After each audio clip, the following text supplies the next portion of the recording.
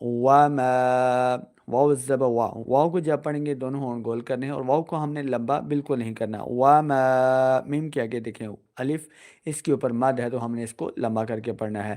وما ادراک اد ادراک دال حروف قلقلہ سے، حروف قلقلہ کتنے ہیں؟ 5۔ کون کون سے؟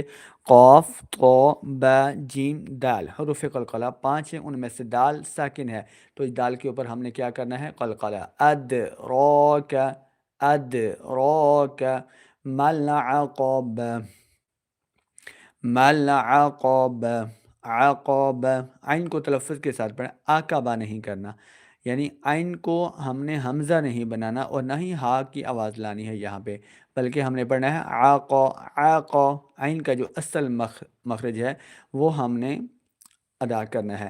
عقب